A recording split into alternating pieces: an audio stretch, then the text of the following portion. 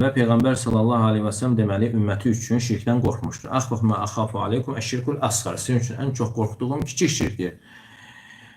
Yəni və bu barədə soruşulanda demişdir ki, riyadır. Və bu sadəcə misalla olan bir cavabdır. Yəni kiçik şirkə başqa şeylər də daxildir və onlardan biri də riyadır. Onun növlərindən birini Peyğəmbər sallallahu aleyhi və səlləm yəni misal olaraq gətirmişdir. Və burada da riya deyildiyi zaman yəni onun yüngül olanı, riyanın çox olanı yox.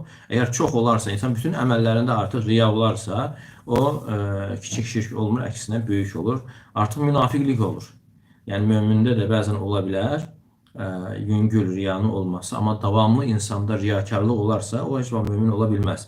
Yəni insan bütün əməllərini insanlara görüş üçün etsin, göstərmək üçün, tərifləsinlər deyə etsin. Yəni bu mömində ola bilməz. Əgər bütün əməllərində varsa, artıq bu münafiq sayılır.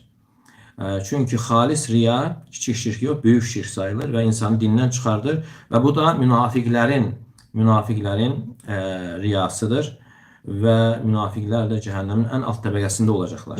Lakin bu hədislə nəzərdə tutulan sizin üçün ən çox qorxduğum kiçik şirkdir və soruşulanda ki, kiçik şirk nədir və Peyğəmbər sallallahu aleyhi və səlləm buyurmuşdur ki, o da riyadır.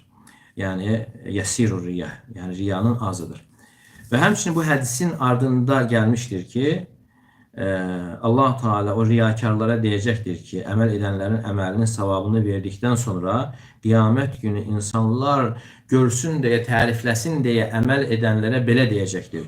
İzhəbu ilə mən kuntum turaunəhum fid-dunya həl təcidunə indəhum cəzə. Siz gedin, yəni o kəslərin yanına ki, dünyada ikən, yəni onlar üçün əməl edirdiniz, onlar görsün deyə, onlara göstərmək üçün əməl edirdiniz. Gedin, baxın, onların yanında bir əcir, savab, mükafat tapırsınızmı? Peyğəmbərimiz sallallahu aleyhi və səlləm ümməti üçün şirkdən qorxmuşdur və hətta demişdir ki, axvafu mə axafu aleykum. Yəni sizin üçün ən çox qorxduğum əşşirkul asğar, kiçik şirk.